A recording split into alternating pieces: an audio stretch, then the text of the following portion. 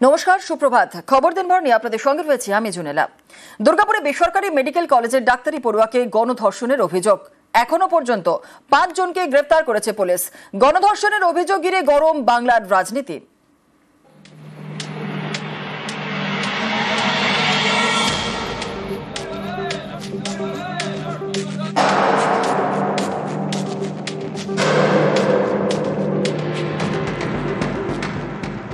পশ্চিম বর্ধমানের দুর্গাপুরে বেসরকারি মেডিকেল কলেজ। শুক্রবার রাতে এই মেডিকেল কলেজেরই সেকেন্ড ইয়ারের ছাত্রীকে গণধর্ষণের অভিযোগ ওঠে। ছাত্রীর বাড়ি উড়িষ্যার জলেশ্বরে, থাকেন কলেজের হোস্টেলে। হোস্টেলের কাছে জঙ্গলেই তাকে গণধর্ষণের অভিযোগ। ঘটনায় আগেই অপু বাউরি, ফিরদৌস শেখ এবং শেখ রিয়াজউদ্দিনকে গ্রেপ্তার করে পুলিশ। রবিবার রাতে গ্রেপ্তার আরও 2 জন, শেখ নাসিরউদ্দিন এবং শফিক শেখ। দুর্গাপুরে আইকিউ সিটি মেডিকেল কলেজ, এই কলেজেরই পড়ুয়া অভিযোগকারী তরুণ। গণধর্ষণের অভিযোগে ধৃত অপু বাউরি এই হাসপাতালে রাজমিস্ত্রির কাজ করে। স্থানীয় একটি বেসরকারি কারখানার অস্থায়ী কর্মী শফিক শেখ। ফিরদৌস শেখ এলাকার একটি হাসপাতালের ওয়ার্ড বয়। নাসিরউদ্দিন শেখ দুর্গাপুর পুরসভার অস্থায়ী কর্মী। আমার ছেলে কিছু জানে না, আমার ছেলেকে শুধু পুরো গোটা গ্রামটা লোক না, ওই ছেলেটা খুব ভালো ছেলে, আমার ছেলে শুধু কি হলো।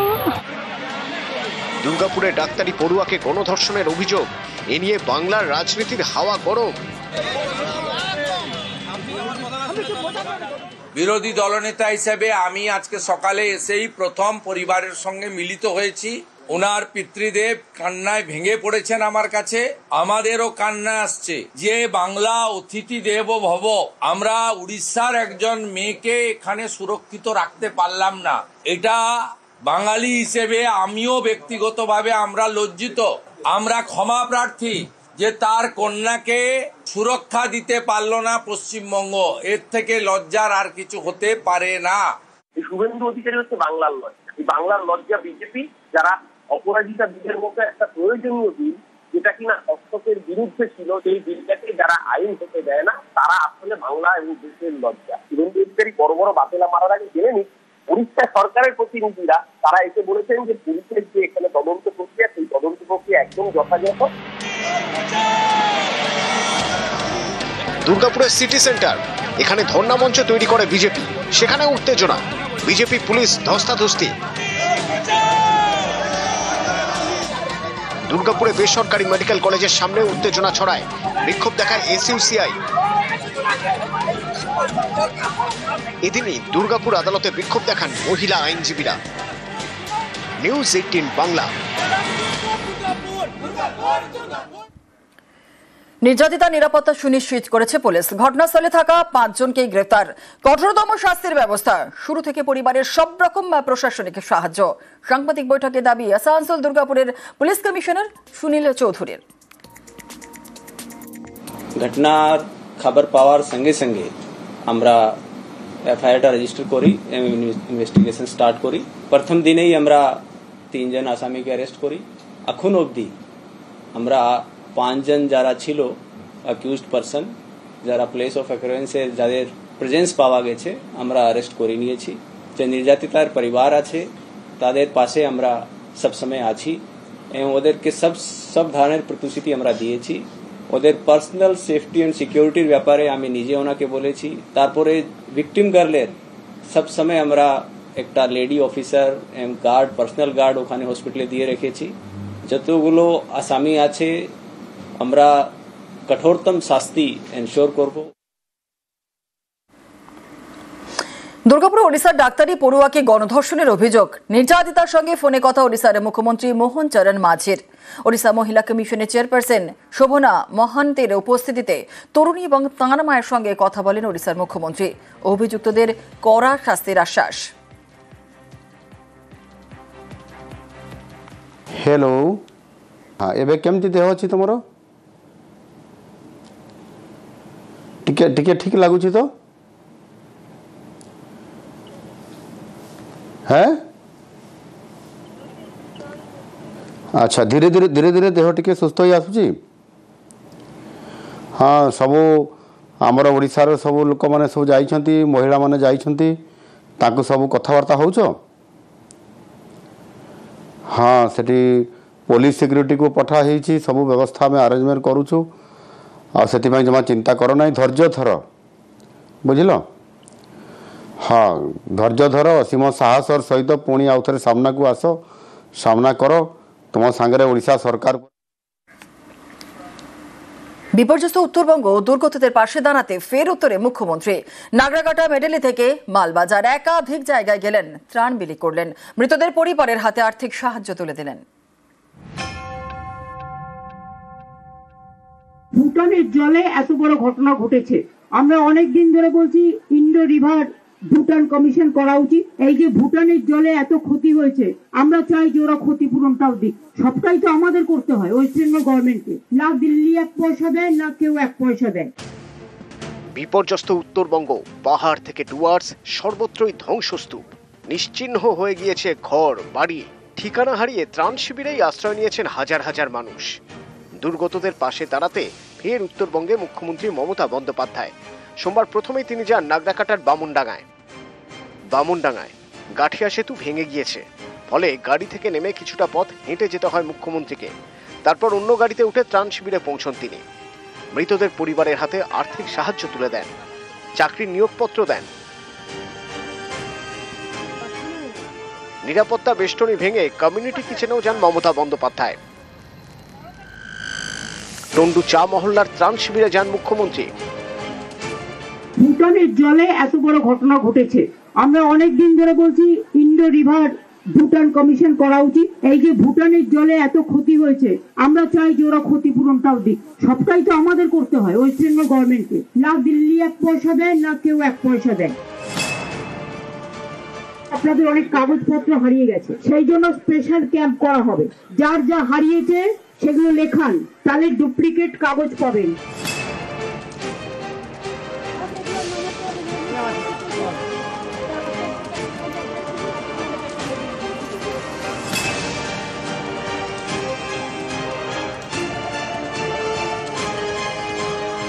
উদলাবাড়ি গজলডোবা হয়ে কার্শিয়াং পৌঁছন মুখ্যমন্ত্রী।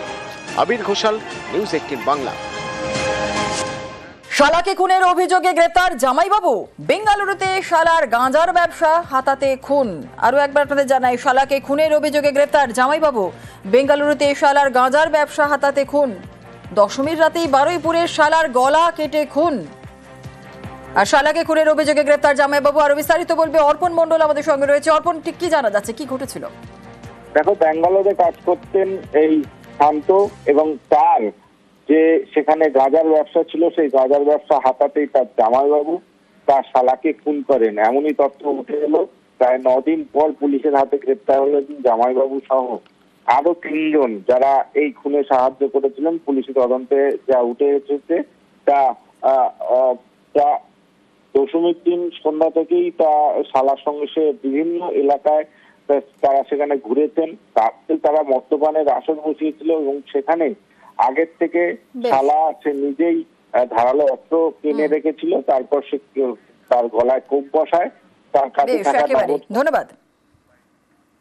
তদন্ত সময় পাওয়া গেল 4টা যুক্তজন যারা এই অপরাধের সাথে যুক্ত থাকার কথা স্বীকার করেছে। 4 জনকে বেলেগাছি এলাকায় থেকে ধরা হয়েছে। এখনও তদন্ত চলছে। বিহার বিধানসভা ভোটের আগে অস্বস্তিতে যাদব পরিবার। আইআরসিটিসির হোটেলে দুর্নীতি মামলায় লালু প্রসাদ, রাবড়ি দেবী এবং তেজস্বী যাদবের বিরুদ্ধে চার্জ গঠন করল দিল্লির আদালত। আর যা নিয়ে গরম বিহারের রাজনীতি।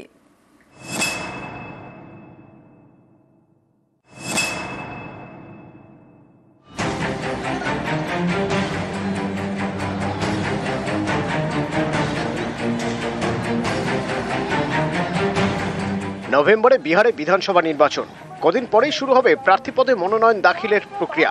তার ঠিক আগে দুর্নীতি মামলায় অস্বস্তি বাড়ল যাদব পরিবারের।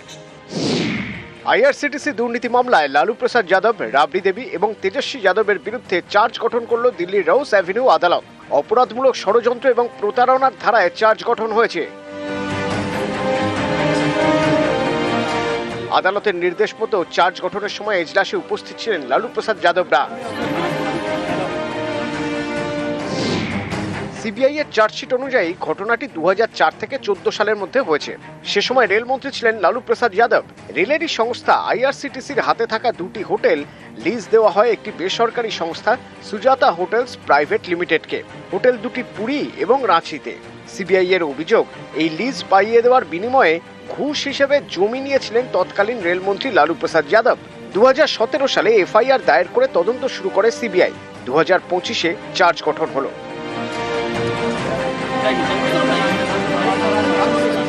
বর্তমানে লালু প্রসাদ যাদব সক্রিয় রাজনীতিতে নেই, কিন্তু তেজস্বী আছেন।